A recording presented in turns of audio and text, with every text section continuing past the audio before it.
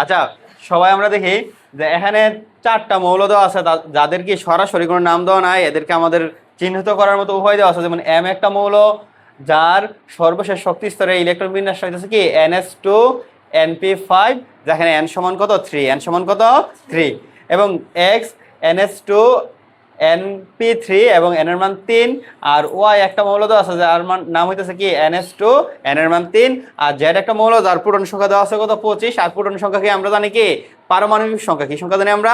পারমাণবিক সংখ্যা। আমাদের বলছে Y এবং Z এর অবস্থান নির্ণয় করতে, আর MX দ্বারা গঠিত যৌগের একটা অষ্টক নিয়ম মেনে চললো কি অপরটি অষ্টক নিয়ম মেনে চলে না। তাহলে আমরা প্রত্যেকটা সৃজনশীলের মধ্যে আগে কি করতে হইব? মৌলগুলোর শনাক্ত করতে হইব। তাহলে মৌলগুলো আমরা কিভাবে শনাক্ত করবো?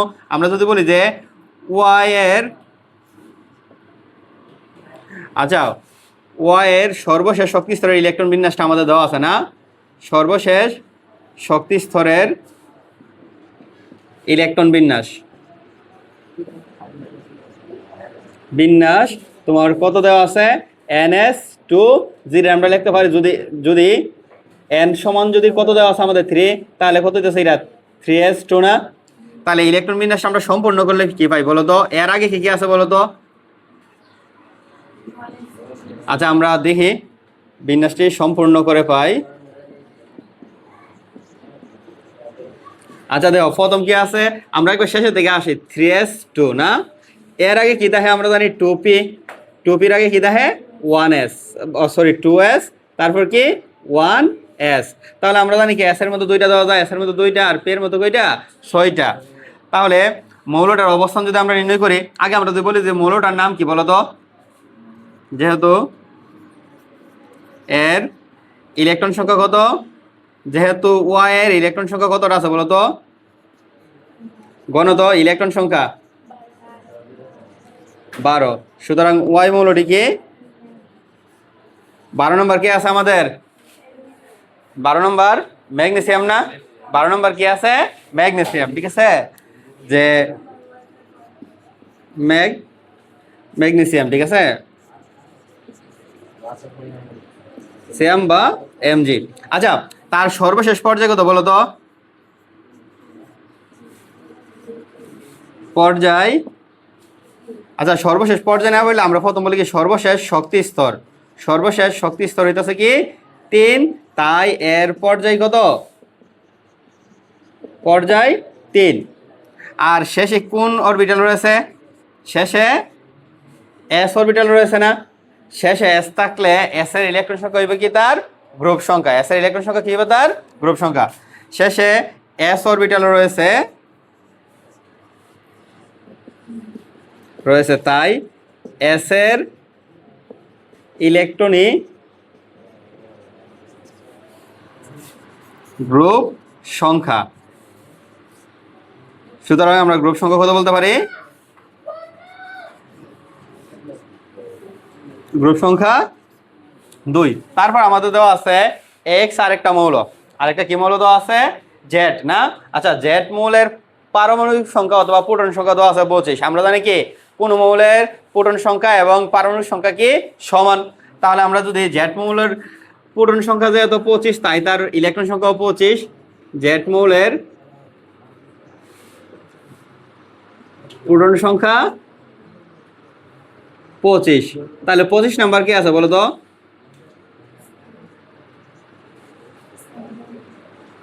মৌলটার নাম কি হইব? ম্যাঙ্গানিজ। কি হইবে? ম্যাঙ্গানিজ। ঠিক আছে, বা Mn। ঠিক আছে, তাহলে এর ইলেকট্রন বিন্যাস যদি আমরা করি Mn 1s2 2s2 2p6 3s2 3p6, কতটা ইলেকট্রন আছে এখানে? 18টা। 18টা না? 2 2 4 4 6 10, 10 আর 2 12, 12 আর 6 কত? 18। তাহলে ম্যাঙ্গানিজের ইলেকট্রন আছে কতটা? 25টা। 18টা হইলে আর বাকি আছে কয়টা? 7টা। ঠিক না? 18টা হইলে আর বাকি আছে কয়টা? 7টা। তাহলে আমরা 3d আর দিমও আগে, ঠিক আছে, কিন্তু ইলেকট্রন দিম আমরা কোথায় আগে? 4s এর মধ্যে। আমরা জানি কি ইলেকট্রন 4s এ আগে প্রবেশ করবে। তাহলে আমার বাকি ছিল 7টা। 7টা থেকে আমি 4s এ দিলাম 2টা, বাকি থাকে কয়টা? 5টা। তাহলে আমরা বলছিলাম, এখানে আমি সবগুলো ব্যাখ্যা আগে বলে দিছিলাম যে সর্বশেষ শক্তি স্তরটা যেটা আছে ওইটারে বলবো আমরা কি পর্যায়। তাহলে এখানে সর্বশেষ শক্তি স্তর কি আছে? 4। তাহলে পর্যায় কত বলতে পারি আমরা? পর্যায় 4। আর গ্রুপ শেষে শেষে যদি এস থাকে কিন্তু এর আগে ডি থাকলে, আগেরটাই আমাদের শুধু শেষে কি আসছিল, এস ছিল, তাই এস এর ইলেকট্রন সংখ্যাটা হচ্ছে কি তার গ্রুপ সংখ্যা। কিন্তু শেষে যদি তোমার এস থাকে কিন্তু এর আগে ডি থাকলে, এর আগে ডি থাকলে গ্রুপ হবে কি তোমার ডি প্লাস এস, গ্রুপ কি হবে ডি প্লাস এস, ঠিক আছে, ডি প্লাস এস। তাহলে ডি এর মান কত আছে, ডি এর মধ্যে ইলেকট্রন আছে 5টা আর এস এর মধ্যে আছে 2টা, সমান 7, গ্রুপ কত আসবে 7, ঠিক আছে। তাহলে এরকম ভাবে আমাদের এ অধ্যায়ের মধ্যে, এটা যদিও কি চতুর্থ অধ্যায়ের একটা পড়া, যে মৌলের অবস্থান নির্ণয় করাটা, যে কোন গ্রুপে আছে কোন পর্যায়ে আছে, একটা প্রশ্ন আমাদের থাকবে, এটা আমরা শিওর রাখতে পারি, ঠিক আছে, যে মৌলের অবস্থান নির্ণয় করা, ঠিক আছে। আচ্ছা তুলো এটা দেখো, আমাদের বলছে এমএক্স দ্বারা গঠিত একটি যোগের একটা অষ্টক নিয়ম মেনে চললো কি অপরটা কি অষ্টক নিয়ম মেনে চলো না, মানে খুবই সম্ভাবনা এই ধরনের একটা প্রশ্ন আমাদের আসার, ঠিক আছে। আমরা গত ক্লাসে যেই নিয়মটা করাইছি আর এখানে যেই নিয়মটা, এই নিয়মগুলোর ভিতর থেকে কি আমাদের প্রশ্ন অবশ্যই ওদের থেকে কমন পড়বে ইনশাল্লাহ, ওইটা নিয়ে আমাদের চিন্তা করতে হবে না। তাহলে আমরা এম এবং এক্স আগে নির্ণয় করি, ঠিক আছে। দেখো এম তৃতীয় শক্তি স্তরের একটা মৌল, যার শেষের ইলেকট্রন বিন্যাসটা দেওয়া আছে, তাহলে শেষে পি থাকলে আমরা কি জানি এস প্লাস পি প্লাস 10, এই অনুযায়ী আমরা যদি তার অবস্থানটা বাকি করি, সে আছে 15 নম্বর গ্রুপে। আর 15 নম্বর গ্রুপের মৌলটা কে জানি আমরা ফসফরাস, আর এটা যত আছে কত, এটা আছে 17 নম্বর গ্রুপে আর এটা আছে 15 নম্বর গ্রুপে। তাহলে 3-এর 15-তে আমরা জানি কে আছে ফসফরাস এবং 17-তে কে আছে ক্লোরিন, 17-তে কে আছে ক্লোরিন। তাহলে আমরা আগে মৌলটা শনাক্ত করি, আমরা সবটা প্রশ্ন এখান থেকে বোঝাই নেই। আচ্ছা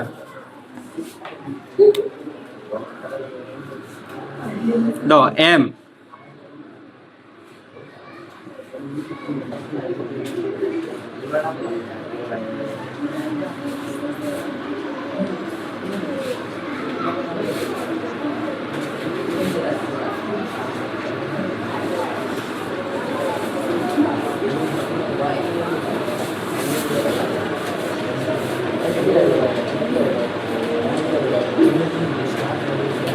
থ্রি এস টু 3p5। আচ্ছা দেখো এন সমান, এই এন সমান যদি 3 হয় তাহলে আমরা এম এর সর্বশেষ শক্তি স্তরের ইলেকট্রন বিন্যাসটা কি বলতে পারি 3s2 3p5।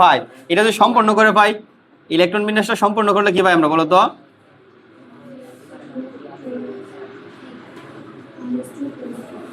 সম্পূর্ণ করে পাই। তাহলে আমরা প্রথম থেকে শুরু করি, আমরা প্রথম থেকে 1s2 2s2 2p6 3s2 3p5। সুতরাং মনোটার ইলেকট্রন সংখ্যা কত,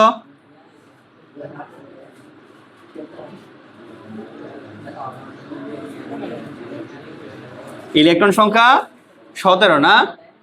সুতরাং মৌলটা আমরা কি বলতে পারি, মৌলটা হচ্ছে কি ক্লোরিন, মৌলটি কি ক্লোরিন, ঠিক না, মৌলটি কি ক্লোরিন। যেহেতু 17 নম্বর আমরা কি জানি ক্লোরিন। আর তারপর কি আছে এম এর পরে এক্স, এক্স এর সর্বশেষ শক্তি স্তরে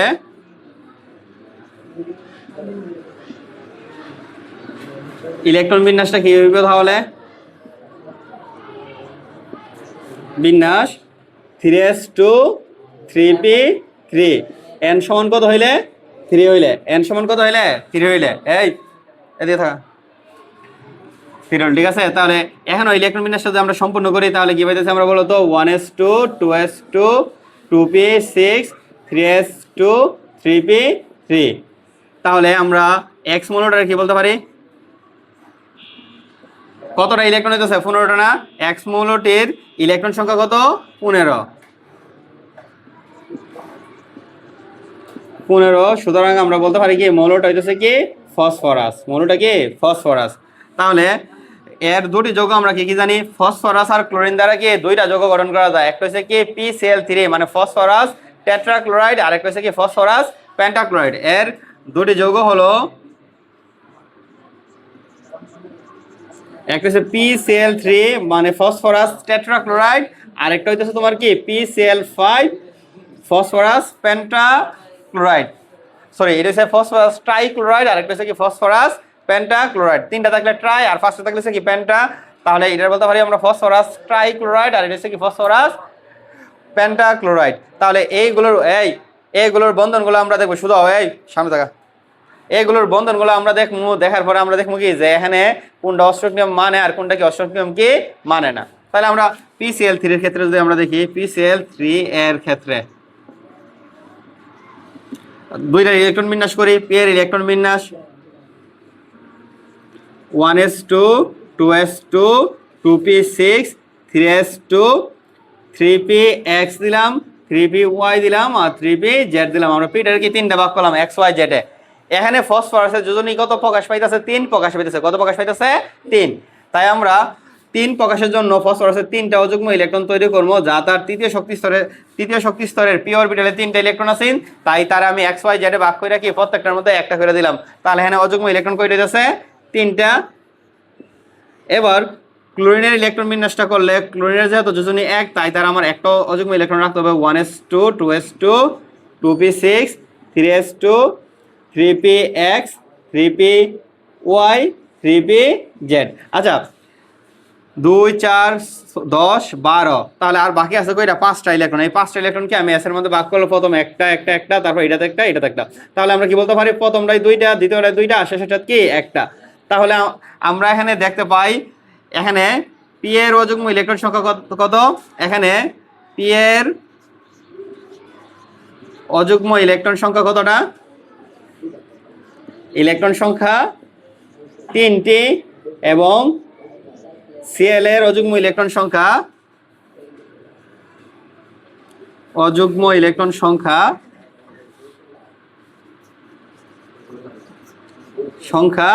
1টি। পি এর আছে 3টা অযুগ্ম ইলেকট্রন সংখ্যা আর সিএল এর আছে কয়টা? একটা অযুগ্ম ইলেকট্রন সংখ্যা। তাই তারা কি করব? এখান থেকে দেখতেছি আমরা যে একটা ফসফরাস আর 3টা ক্লোরিন পরমাণু, একটা ফসফরাস আর কি 3টা ক্লোরিন পরমাণু। তাহলে তাই একটি পি ও 3টি সিএল পরমাণু পরস্পর একটি করে ইলেকট্রন শেয়ার করে। দুইজনের অযুগ্ম ইলেকট্রন সংখ্যার মধ্যে এখানে আছে 3টা, এখানে আছে কয়টা? একটা।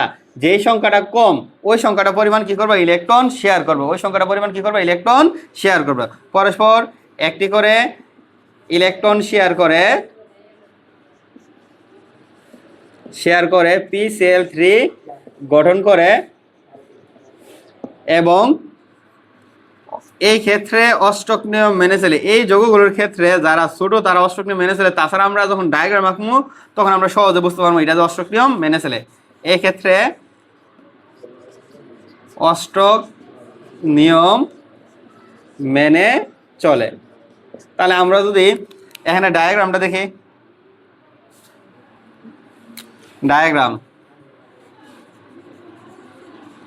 আমাদের একটা ফসফরাস আর 3টা ক্লোরিন রয়েছে। তাহলে আমি একটা ফসফরাস আঁকলাম। ফসফরাসের প্রথমটা 2টা ইলেকট্রন, পরেরটাই 8টা ইলেকট্রন, আর শেষের কক্ষপথ আছে কি 5টা ইলেকট্রন। কয়টা ইলেকট্রন আছে? 5টায়। এখানে আছে 3টা, এটা তো আছে 2টা, মিলে কয়টা? 5টা। 2টা একসাথে আর 3টার আমরা কি 3 কর্নারে দিলাম। তাহলে 3টা ইলেকট্রনের সাথে কি 3টা ক্লোরিন পরমাণু যুক্ত হবে। ক্লোরিনের প্রথমটাই 2টা, পরেরটাই 8টা, আর শেষেরটা কয়টা যুক্ত হইব? 7টা। আর এর মধ্যে একটা ইলেকট্রনটা আমরা কি এই একটা ইলেকট্রনের সাথে কি শেয়ার আকারে দিয়ে দিব, বাকি 6টা কি আমরা বাহিরে দিব। সেমভাবে এখানেও কি ক্লোরিনের প্রথমটাই 2টা, পরেরটাই 8টা, আর শেষেরটা হইব কয়টা? 7টা। 7টার মধ্যে একটা এখানে, বাকি 6টা কি বাহিরে। তাহলে এটার 1টা 2টা আর এটার মধ্যে 8টা। অনুরূপভাবে এই ইলেকট্রনের সাথে কি একটা ক্লোরিন আমরা যুক্ত করবো। এটা আমি সবগুলো দিলাম না, জাস্ট শেয়ারের জায়গায় একটা, আর এখানে কয়টা কইরা 2টা করে কি যুক্ত হয়ে কি মোট 6টা যুক্ত হবে। তাহলে আমরা যদি আবার হিসাব করি এই ফসফরাস পরমাণুটার এখানে আছে 2টা ইলেকট্রন, এখানে আছে 2টা 4টা, এখানে 2টা 6টা, এখানে 2টা 8টা। তাহলে ফসফরাস কি করেছে? অষ্টক পূর্ণ করেছে। আবার ক্লোরিনের হিসাব করলে 2 4 6 8, তাহলে ক্লোরিন কি করতেছে? অষ্টক পূর্ণ করতেছে। তাই আমরা বলতে পারি কি PCl3 কি অষ্টক নিয়ম মেনে চলে। এবার PCl5টা যদি আমরা দেখি যে PCl5 এর ক্ষেত্রে পি এর যে ইলেকট্রন বিন্যাসটা আছে এখানে আমার কি অযুগ্ম এখানে আমাদের অযুগ্ম ইলেকট্রন কি করতে হবে? 5টা বানাইতে হবে। কয়টা বানাইতে হবে? 5টা। এখানে অযুগ্ম ইলেকট্রন কয়টা আছে বলো তো? 3টা। আমরা যদি এস এর মধ্যে একটা রাখি আরেকটা যদি ডি এর দেওয়া দেয় তাহলে অযুগ্ম ইলেকট্রন কয়টা হয়ে যাবে? 5টা। যেহেতু এখানে 3টা অলরেডি আছে, আমাদের এস এর মধ্যে আমার 2টা আছে, যেহেতু আমার সুযোগ আছে শেষ কক্ষপথের ভাঙার মতো, তাই আমি এস এর মধ্যে একটা রাখবো এবং ডি এর মধ্যে কি আরেকটা দিয়ে দেবো। ঠিক আছে, তাহলে ইলেকট্রন বিন্যাসটা কি হচ্ছে? 1s2 2s2 2p6 3s1 3px1, এটা আমাদের আগে ছিল 3py1, এটাও ছিল আগে 3pz1, এটাও ছিল কি আগে। জাস্ট এস এর মধ্যে 2টা ছিল, একটা এখানে দিলাম আরেকটা কি 3d1 দিলাম, কারণ আমার কি যোজনী 5 প্রকাশ করতে হইবে, আর 5 প্রকাশ করানোর জন্য কি 5টা অযুগ্ম ইলেকট্রন লাগবে। কয়টা অযুগ্ম ইলেকট্রন লাগবে? 5টা। এবার আমরা যদি বলি যে আর সিএল এর যা ছিল তাই, যে পি এর অযুগ্ম ইলেকট্রন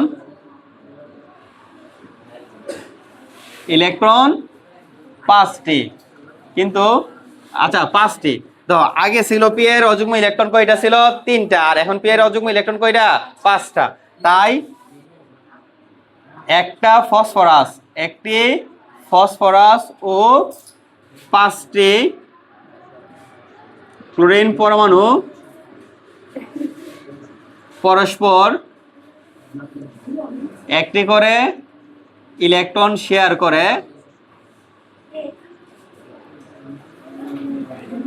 করে PCl5 গঠন করে, এবং এই ক্ষেত্রে অষ্টক নিয়ম মেনে চলে না।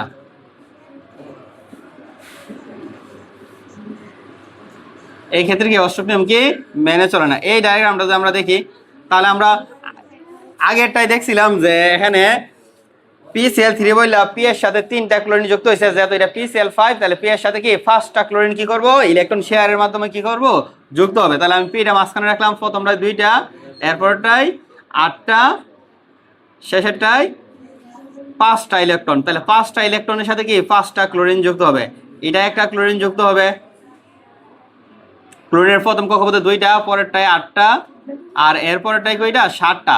7টা থেকে একটা দিব আমরা এখানে, আর বাকিগুলো দিব কি আমরা বাইরের কক্ষপথে। সেম ভাবে এখানে একটা ক্লোরিন যুক্ত হইব যার শেয়ারের পজিশনে একটা, আর বাকি 6টা কি হইব? বাহিরে হবে।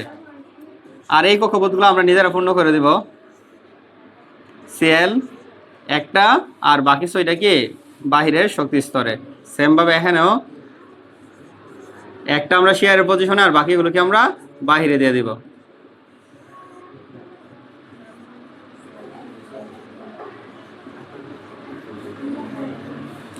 তাহলে এটার ক্ষেত্রে যদি আমরা গণনা করি তাহলে আমরা কি দেখতেছি? দেখো তো ফসফরাসের শেষ কক্ষপথে যদি আমরা গণি 1 2 3 4 5 6 7 8 9 10, কয়টা ইলেকট্রন নিতেছে? 10টা। আর শেষ কক্ষপথে 8টা থাকলে তখন আমরা বলি কি অষ্টক নিয়ম মেনে চলছে। যেহেতু 10টা আছে তাই এটা কি অষ্টক নিয়ম না, এটা কি দুয়ের নীতি মেনে চলে। কার নীতি? দুয়ের নীতি বা ডুয়েট নিয়ম বা ডুয়েট ল বা জোড়া ইলেকট্রন নীতি। ঠিক আছে, এই নিয়মটা কি মেনে চলে। তাহলে এটার মতো করে আমাদের আর কি প্রশ্ন আসতে পারে? আমাদের আসতে পারে কি SF2 ও SF4 এর একটা অষ্টক নিয়ম মেনে চলে আর অপরটা কি অষ্টক নিয়ম মেনে চলে না। তাহলে এই দুইটা থেকে একটা খুবই সম্ভাবনা আছে এবার কি আসার মতো। যদি নাও আসে তাহলে কি ইলেকট্রন কি বলে যে কোন যৌগটা পানিতে দ্রবণীয়, তো কোনটা পানিতে দ্রবণীয় নই, এই টপিকটা, এবং আয়নিক যৌগের বন্ধন গঠন ব্যাখ্যা চিত্রসহ, অথবা সমযোজী যৌগের বন্ধন গঠন কি চিত্রসহ কি ব্যাখ্যা, এই 3টা টপিক। এর বাইরে থেকে কি এই অধ্যায় থেকে আমাদের প্রশ্ন আসবে না ইনশাআল্লাহ।